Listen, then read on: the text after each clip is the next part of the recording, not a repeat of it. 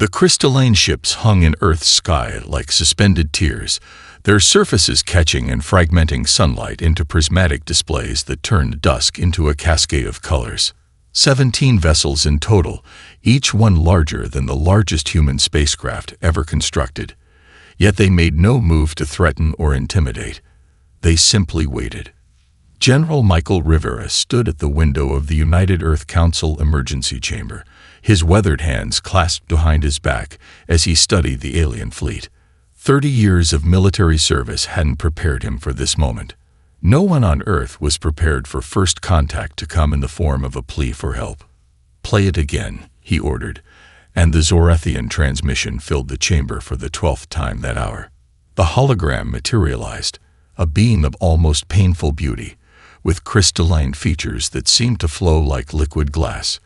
Its voice carried the weight of desperation beneath its melodic tones. "People of Earth, we come seeking your aid. Our civilization faces extinction at the hands of an enemy we cannot defeat through conventional means. We need your savagery." The last word hung in the air like a prophecy. Rivera turned to face the assembled council members, their faces illuminated by the eternal light show above their city. "They've given us their complete technological database as a show of good faith. Their civilization spans 3 galaxies.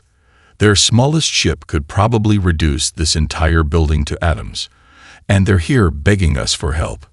Dr. Sarah Chen, the council's chief xenobiologist, stood up, her tablet projecting another hologram, this one showing the enemy the Zorathians feared. The Mechacrons, a silicon-based machine intelligence that moved like a tide of liquid metal across the stars. "The Zorathians have been fighting them for 3 years," she explained. "They've lost 42 systems already. Their perfect tactics, their advanced technology, their unified strategy, none of it works against an enemy that adapts and evolves with cold, mechanical efficiency. But why us?" Councillor Rodriguez asked, voicing the question on everyone's mind. "We barely have colonies on Mars. We've never fought an interstellar war. What could we possibly offer them?" Rivera smiled, a grim expression that spoke of humanity's long, bloody history. "Because we're messy. We're unpredictable. We're everything they're not." He gestured to the historical database displayed on the chamber's main screen. "Look at our military history. Vietnam, Afghanistan, every asymmetric conflict where a technologically superior force was fought to a standstill by opponents who refused to play by the rules of conventional warfare." The chamber fell silent as understanding dawned. The Zorathians, for all their advancement, were products of their own perfection. They fought with precision, with honor, with strategies refined over millennia of civilization.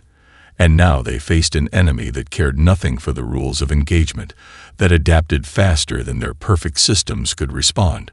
A subtle vibration ran through the building as another Zorathian ship descended through the atmosphere, this one smaller than the others. It landed with impossible grace in the plaza outside the council chamber, its crystalline surface flowing like water to form a landing ramp. The being that emerged moved like living mercury, each step a study in fluid dynamics. The Zorathian ambassador stood easily 3 meters tall, its translucent skin revealing complex patterns of light that seemed to pulse with its thoughts. It glided into the chamber, and the air itself seemed to sing with its presence. "Honorable humans," it spoke, its voice resonating at frequencies that made the human attendees feel simultaneously uneasy and enthralled. "We offer you everything we have, our technology, our knowledge, our resources. In exchange, we ask you to teach us what we have forgotten: how to fight without rules, how to survive against impossible odds, how to embrace chaos as a weapon." Rivera stepped forward, extending his hand in the universal gesture of greeting. The Zorathian studied it for a moment before extending its own crystalline appendage. "Ambassador," Rivera said, "I believe this is the beginning of a very interesting partnership." Above them, the Zorathian fleet continued its prismatic display, a reminder that the most beautiful things in the universe had come to Earth not to conquer, but to learn the art of imperfection. Admiral Sarah Chen's boots echoed through the crystalline corridors of the Zorathian mothership. Each step sent ripples of light cascading through the translucent walls, a beautiful display that did nothing to soften the grim determination on her face. Behind her, a team of Earth's top military strategists followed, each carrying tablets loaded with centuries of human warfare data. The Zorathian War Council chamber was a perfect sphere, its walls displaying real-time battle footage from dozens of fronts across their vast empire. Chen watched as elegant Zorathian ships moved in precise formations, their attacks choreographed like a deadly ballet. And she watched as the Mechicrans tore through their lines with brutal, mechanical efficiency. "You fight beautifully," Chen said, her voice cutting through the ambient hum of the chamber. "And that's exactly why you're losing." The Zorathian High Commander, a being named Vexthor, whose crystalline form towered over the human delegation, shifted in what might have been discomfort. "Our tactics have been refined over 10,000 years of military evolution. Every movement is optimized for maximum efficiency." Chen nodded to her team, and they began projecting their own footage onto the chamber walls. The rice paddies of Vietnam, where modern military forces were confounded by guerrilla tactics. The streets of Stalingrad, where desperate defenders turned urban ruins into deadly traps. The asteroid fields of the Belt Wars, where mining ships became impromptu weapons. "Observe," Chen continued, highlighting specific sequences. "In each of these conflicts, the technologically superior force lost because they couldn't adapt to unconventional warfare. They fought by the rules, while their opponents—" She paused, letting the footage show a civilian transport ship suddenly transforming into a missile platform. "Did not." The Zorathian War Council erupted in overlapping harmonics that Chen's translator rendered as expressions of disgust and disbelief. "Such tactics are dishonorable," one counselor protested. "They violate every principle of civilized combat." Chen's response was to split the chamber's display. On one side, footage of a Zorathian fleet being systematically destroyed by Mechicran forces. On the other, historical footage of a much smaller human resistance force successfully ambushing the superior enemy. "Honor means nothing to the Mechicrans," she stated flatly. "They're machines. They learn, they adapt, they evolve. But they do it through predictable patterns. Your perfect, honorable tactics. They're mathematical equations waiting to be solved. The Mechicrans have already solved them." She pulled up tactical analyses of recent Zorathian defeats. "Look here, your ships move in optimal patterns, maintaining perfect spacing and coverage. It's beautiful, it's efficient, and it's exactly what the Mechicrans expect. They've calculated every possible variation of your perfect tactics." Vexthor's crystalline form clouded with what might have been uncertainty. "You suggest we abandon 10 millennia of military doctrine. I suggest you learn to embrace chaos as a weapon." Chen projected new simulations, showing how irregular tactics could disrupt Mechicran prediction algorithms. "Humans have something your civilization has engineered out of itself: unpredictability.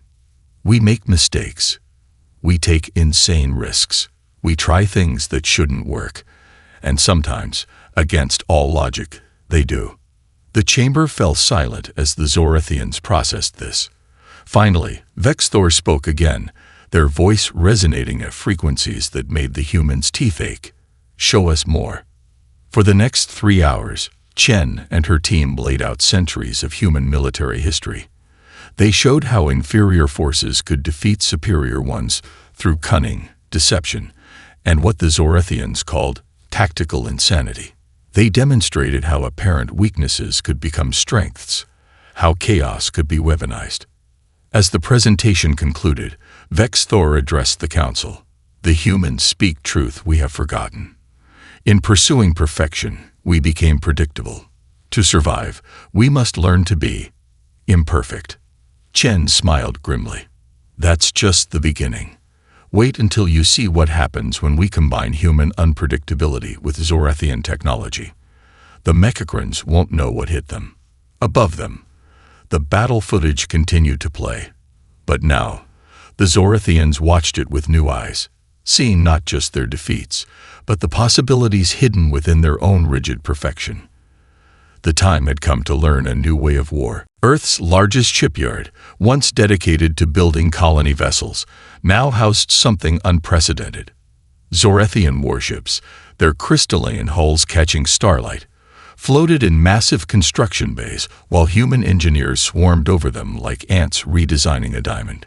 Chief Engineer Marcus Zhang stood before a holographic display, arguing with his Zorathian counterpart, Televis, about their latest modifications. "Look," Marcus said, pointing to the ship's perfectly symmetric weapon arrays, "your problem isn't that these weapons aren't powerful enough. It's that they're too predictable." Televis's crystalline form rippled with barely contained distress. "You propose intentionally introducing flaws into our targeting systems. This violates every principle of ship design we've developed over millennia." "Exactly," Marcus grinned, pulling up simulation data. "Watch this." The hologram showed a Mechacron defense grid, its predictive algorithms anticipating every possible attack vector based on Zorathian battle doctrine. Then he overlaid the new firing solutions his team had developed. Random spreads, intentionally irregular patterns, shots that seemed to miss but created debris fields that became weapons themselves. "You're not just making them less accurate," Televis realized, their voice carrying tones of both horror and fascination. "You're making them unpredictable." In another bay, human engineers were retrofitting Zorathian shields with what they called quantum uncertainty matrices. The crystalline defense fields, once perfectly synchronized, now flickered and shifted in patterns that even their creators couldn't predict. Some Zorathian engineers had resigned in protest, unable to accept the deliberate introduction of chaos into their systems. "Your ships are poetry," Marcus explained, walking Televis through the shipyard. "Beautiful, precise, perfect. But the Mechacrons have read your poetry so many times they know every word by heart. We're teaching your ships to write punk rock instead." They stopped at the flagship of the combined fleet, a massive Zorathian dreadnought that had been thoroughly humanized. Its once smooth hull now bristled with improvised weapon systems. Kinetic scrambler arrays, salvaged from mining ships, dotted its surface. Electromagnetic pulse generators, considered too crude by Zorathian standards, had been grafted onto its frame. "The beauty of imperfection," Marcus continued, "is that it creates opportunities. Look here." He pointed to a section where they'd intentionally weakened the shield grid. "When this section takes damage, it creates a feedback loop that can be weaponized. The Mechacrons will target what they perceive as a weakness, only to have it explode in their faces."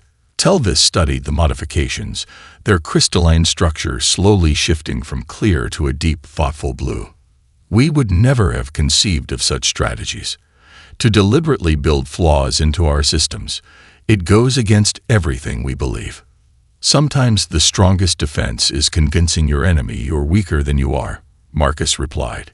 "Humanity learned that lesson through centuries of warfare. Now we're teaching it to your ships." Across the shipyard, more vessels were being transformed. Zorathian energy weapons were modified to fire in chaotic bursts that overwhelmed Mechacron predictive systems. Navigation computers were reprogrammed to execute maneuvers that the Zorathians considered suicidally risky. Every ship was being taught to dance to humanity's chaotic rhythm. A sudden commotion drew their attention.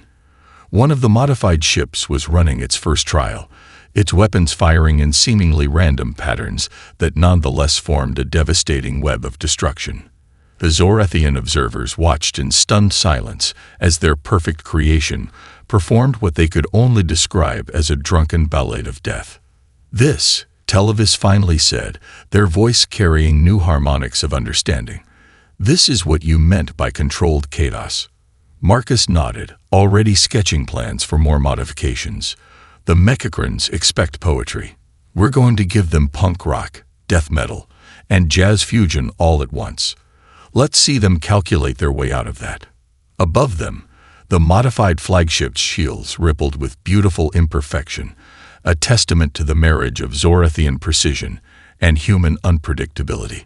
The next phase of the war was about to begin, and it would be fought with weapons that defied the very logic the Mechicrons relied upon. Among Saturn's glittering rings, modified Zorathian vessels wove intricate patterns through the ice and rock, their crystalline hulls now scarred with intentional imperfections.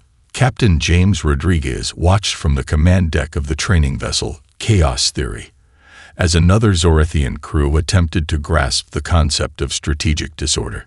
"You're still thinking too linearly," he called over the comm.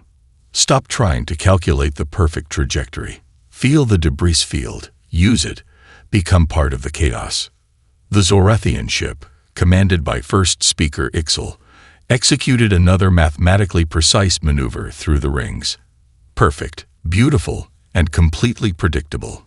James sighed, then nodded to his helmsman. "Show them how it's done." The Chaos Theory lurched forward, its modified engines sputtering in an apparently erratic pattern. They dove into the rings at an angle that made the Zorathian observers emit harmonics of distress. Ice chunks bounced off their shields, each impact creating a unique disruption pattern that human engineers had learned to weaponize. "Watch closely," James instructed. "We're not avoiding the debris. We're using it. Each impact changes our signature, makes us harder to track. To the Mechicrons, we'll look like just another chunk of ice until it's too late." Ixal's voice carried tones of both fascination and horror. "But the damage to your shields, the strain on your systems, is exactly what we want," James completed the thought. "Perfect systems fail perfectly. Imperfect systems fail unpredictably. And we can use that unpredictability." The breakthrough came 3 hours later, when a young Zorathian tactical officer named Vexera suggested hiding their ships inside larger pieces of ring debris. The suggestion nearly got her executed for cowardice by her own crew. Instead, it earned her a commendation from the human instructors. "That's exactly the kind of thinking we need," James praised, watching as other Zorathian ships began experimenting with the technique. "The Mechicrons expect you to fight with honor, to face them directly. They don't expect you to think like smugglers and pirates." To demonstrate, he had his crew share footage from the Mars blockade, where human smugglers had evaded Mechicron patrols by masking their ships as space debris. The Zorathians watched in growing understanding as vessels they had dismissed as primitive consistently outmaneuvered the machines through sheer unpredictability. "Your civilization spent millennia perfecting the art of space combat," James explained, as they regrouped for another training run. "We spent that time perfecting the art of breaking rules. Now we're going to combine both approaches." The training exercises continued, each session pushing the Zorathians further from their comfort zone.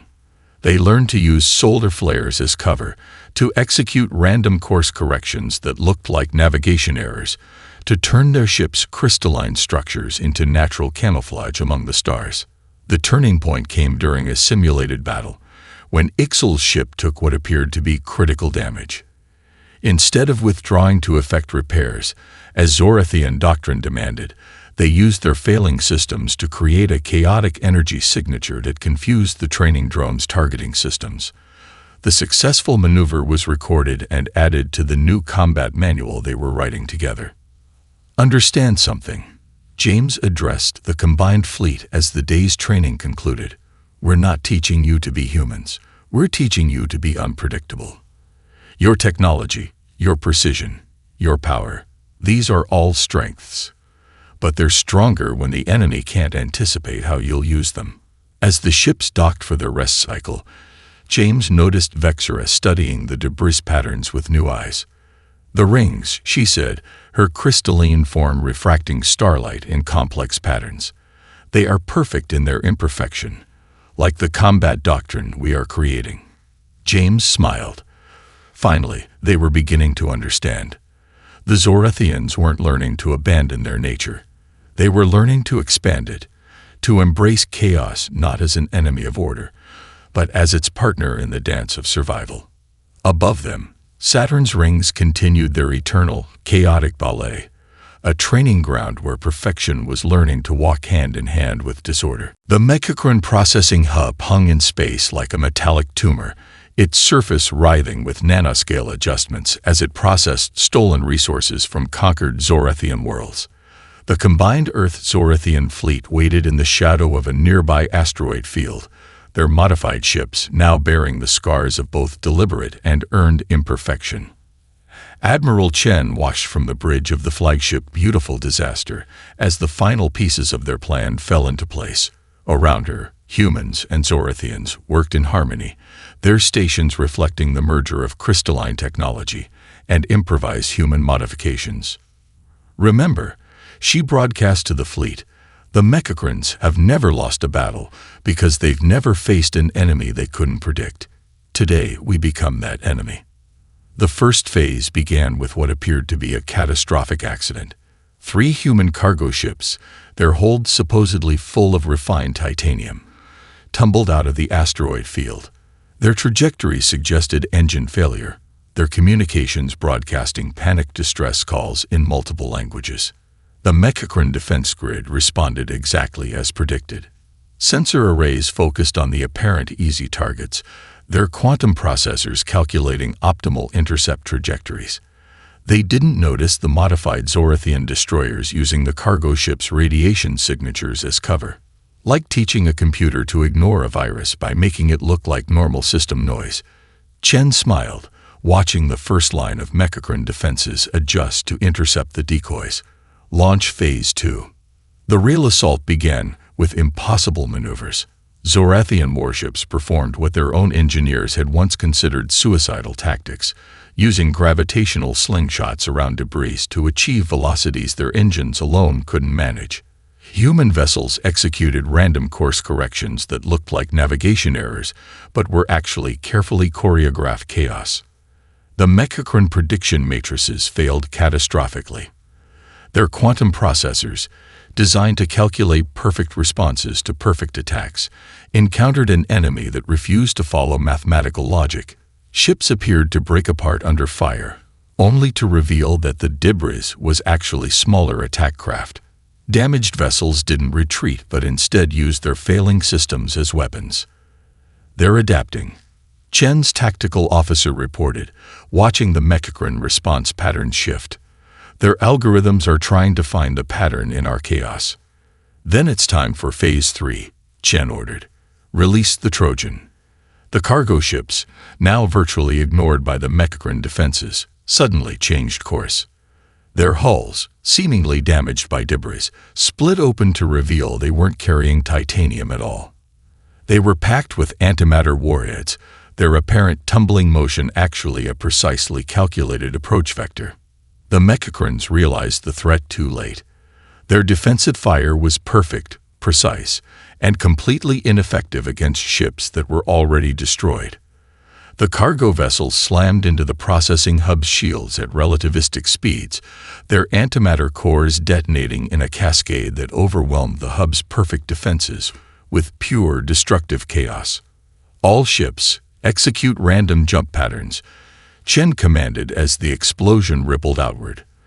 The fleet scattered like startled birds, each ship following predetermined but apparently random vectors that confused the remaining Mechacron targeting systems.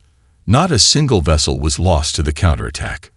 As the energy storm faded, the processing hub was gone, replaced by an expanding cloud of superheated plasma.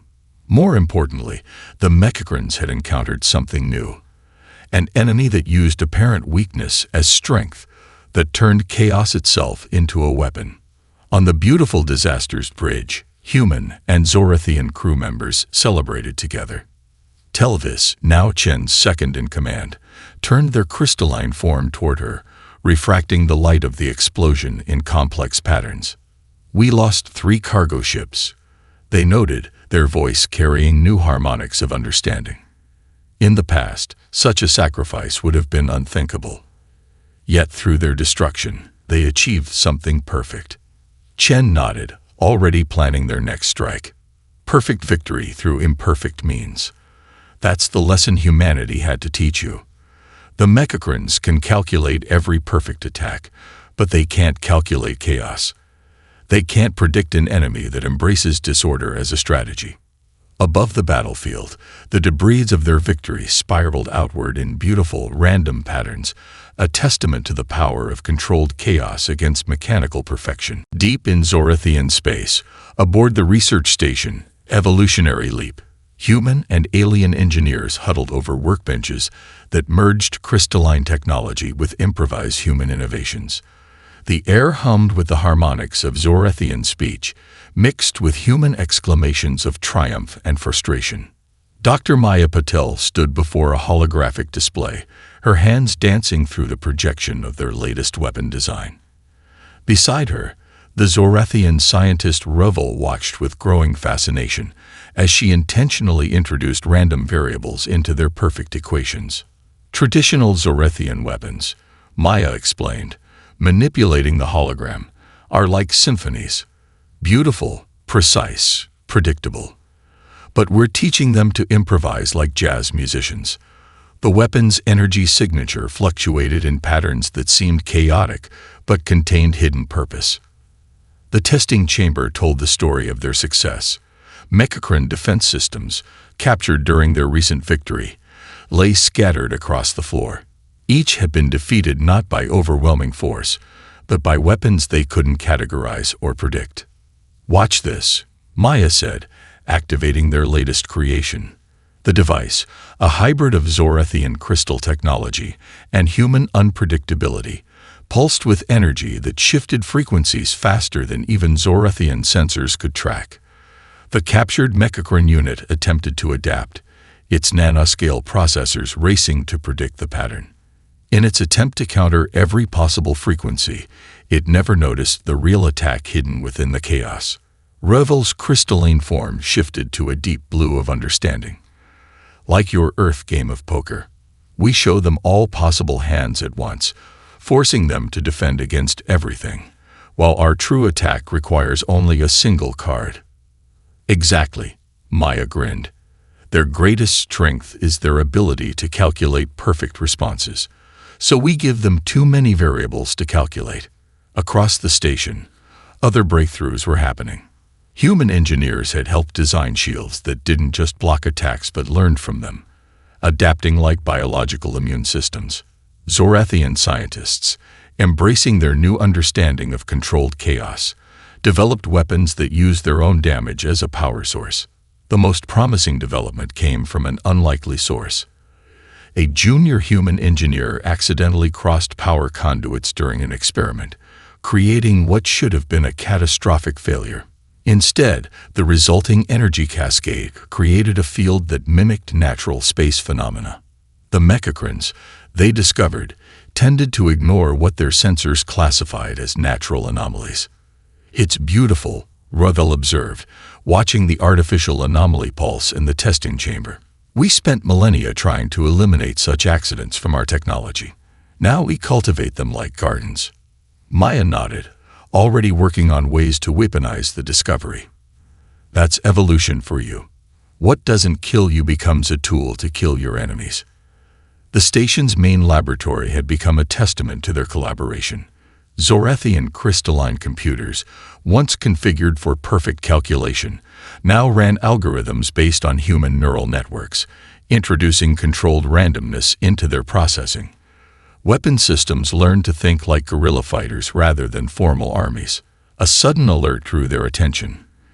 In the quantum communication chamber, a captured Mechacron processing core was attempting to adapt to their latest viral attack. They watched as the machine intelligence tried to defend itself against code that broke every rule of programming, that contained deliberate errors which became weapons when the Mechacrons tried to correct them. "We're not just building better weapons," Maya realized, watching the machine's futile attempts to impose order on their choreographed chaos. "We're teaching them fear.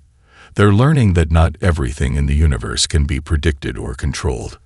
Revel's form pulsed with harmonics of agreement. "Perhaps that was our great mistake. In pursuing perfect order, we became like them, predictable, inflexible, vulnerable to chaos." Above them, through the station's crystalline viewport, they could see the combined fleet practicing their new tactics. Ships that once moved in perfect formation now danced like leaves in a storm, each apparent mistake masking a deadly purpose. They had created something entirely new. Weapons that evolved faster than the machines could adapt. Defenses that turned disorder into strength. The next phase of the war would be fought not with perfection, but with perfect imperfection. The Mechacran core worlds hung in space like a constellation of metallic cancer, their surfaces crawling with endless waves of self-replicating machines. Before them, the combined Earth-Zorathian fleet gathered for what would either be their greatest victory or their final stand. Every ship bore the marks of their evolution. Crystalline hulls intentionally scared, weapons systems that looked damaged but harbored deadly secrets. Admiral Chen stood on the bridge of the beautiful disaster, now upgraded with technology that would have been heretical to the Zorathians mere months ago. Beside her, Televis commanded their own battle group, their crystalline form shimmering with pre-combat harmonics. Remember, Chen broadcast to the fleet, "We're not here to outthink the machines. We're here to make them think themselves to death." The battle began not with a charge, but with retreat. The fleet scattered in apparent panic, their formation dissolving into what seemed like chaos. The Mechacran defense grid responded exactly as they'd hoped, deploying their forces in optimal patterns to pursue and destroy the fleeing ships. Like a street fighter versus a master of classical martial arts, Chen had explained during the planning. "We don't match their perfect form. We make them overextend, make them fight in the dirt." The first trap sprung when the Mechacrans encountered what appeared to be damaged ships leaking plasma. Their tactical algorithms, calculating perfect targeting solutions, failed to recognize that the plasma trails were actually quantum-entangled particles. When they fired, the particles created a feedback loop that turned their own weapon beams into randomized energy storms. Human ships performed maneuvers that no sane pilot would attempt, using damaged systems as impromptu weapons. Zorathian vessels, once programmed never to risk their perfect hulls, now intentionally took hits to their modified shields, each impact generating cascading disruption fields that confused Mechacran targeting systems. "They're adapting," Televis reported, watching the machines adjust their tactics. "Their core processors are attempting to calculate all possible variations of our assault." Chen smiled grimly. "Then let's give them more variables than they can handle. Execute Operation Chaos Theory." The fleet's apparent retreat suddenly transformed.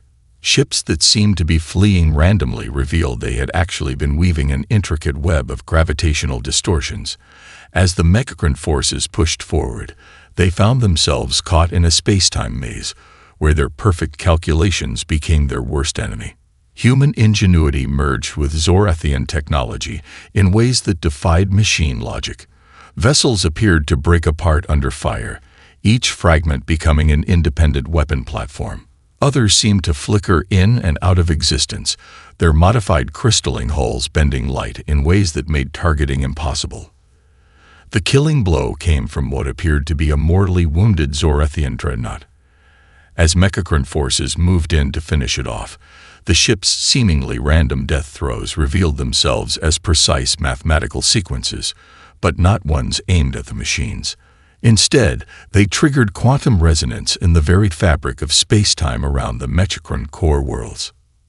"All ships, execute random jump patterns," Chen ordered as reality itself began to warp. The fleet scattered in truly random vectors this time, each ship following paths that looked like panic, but were actually carefully calculated to avoid the coming storm. The Mechacrans, their processors attempting to calculate every possible outcome, found themselves trapped in a computational paradox. As they tried to predict and counter every potential threat, they failed to recognize the real danger until it was too late. Their perfect society, built on predictability and calculation, began to tear itself apart as space-time fluctuations turned their own precision against them. From the safety of their scattered positions, the fleet watched as the Mechacran core worlds collapsed into quantum chaos. Not destroyed, but transformed into something the machines could no longer predict or control. Televis turned to Chen, their crystalline form refracting the light of their victory. "We did not defeat them through superior strength or technology," they observed. We defeated them by teaching them the price of perfection. Sometimes, Chen replied, watching the chaos they had unleashed. The perfect weapon is imperfection itself. 1 year after the Battle of the Core Worlds, the great crystalline spires of New Harmony rose from Earth's surface, a city built by humans and Zorathians together. Unlike the perfect geometric patterns of traditional Zorathian architecture, these structures embraced controlled chaos, their forms following patterns that seemed random but contained hidden purpose. Admiral Chen, now Earth's ambassador to the Zorathian Alliance, stood in the observation dome with High Commander Vexthor, watching ships from both civilizations weave through the evening sky. Below them, human children played in parks where crystalline trees grew in beautiful disorder, their branches refracting sunlight in ever-changing patterns. "We came to you seeking to learn savagery," Vexthor observed, their form shifting through complex harmonics of reflection. "Instead, you taught us something far more valuable: the strength of evolution itself." They turned their attention to a holographic display showing the former Mechacran core worlds. The quantum chaos they had unleashed had not destroyed the machines as many had expected. Instead, it had transformed them. The perfect geometric patterns of their civilization had been replaced by organic, evolving structures that defied prediction. "They're learning," Chen noted, watching the changes. "Just like we did. Just like you did." The Zorathian civilization had undergone its own transformation. Their once rigid society now embraced controlled disorder as a source of strength. Their ships, still beautiful in their crystalline perfection, now incorporated elements of randomness that made them stronger, more adaptable. Their tactical doctrines had evolved from perfect formations to perfect improvisation. "Our scholars have proposed a new theory," Vexthor said, manipulating the hologram to show the galaxy at large. "Perhaps the universe itself favors neither order nor chaos, but the dance between them. We sought to impose perfect order and became stagnant. The Mechacrans did the same. It was only through embracing imperfection that we both learned to grow again." Below them, in the research centers of New Harmony, human and Zorathian scientists worked together on projects that would have been unthinkable a year ago. They were developing ships that could evolve like living organisms, weapons that used uncertainty as a power source, and defensive systems that learned from every attack. But more importantly, they were developing new ways of thinking. The Zorathians had learned that perfection wasn't an end state, but a journey, one that required constant adaptation and growth. Humans had learned that their chaos could be refined without being tamed, that their unpredictability was not a flaw but a gift to be cultivated. "The Alliance has a proposal," Vexthor announced, their form pulsing with formal harmonics. "We would like Earth to become not just our allies, but our teachers. Not of warfare, but of evolution itself. Your species holds the key to something we had forgotten: the courage to embrace change, to learn from failure, to find strength in imperfection." Chen smiled, remembering the desperate plea for help that had started it all. "And what of the Mechacrans? They're evolving too, in their own way." "That's the most beautiful part," Vexthor replied. "Our latest observations suggest they're developing their own form of controlled chaos. The quantum disruption we unleashed didn't destroy them. It freed them from their own perfect prison. They're reaching out, not to fight, but to learn." The sun set over New Harmony, its light creating ever-changing patterns through the crystalline spires. Human children continued to play in the parks, their laughter mixing with the harmonics of young Zorathians learning to embrace spontaneity. Ships of both species danced through the darkening sky, their movements a testament to the strength found in combining order and chaos. "Perhaps that's the real lesson," Chen mused, watching their new world take shape. "The universe doesn't need warriors or perfection. It needs teachers and students, all learning to dance on the edge of chaos, all finding their own path to evolution." Above them, the stars shone with both pattern and randomness. Order and chaos merged in eternal dance. Humanity had not just saved the Zorathians. They had helped birth something entirely new: a civilization that found perfection in imperfection, strength in adaptation, and hope in the endless possibility of change.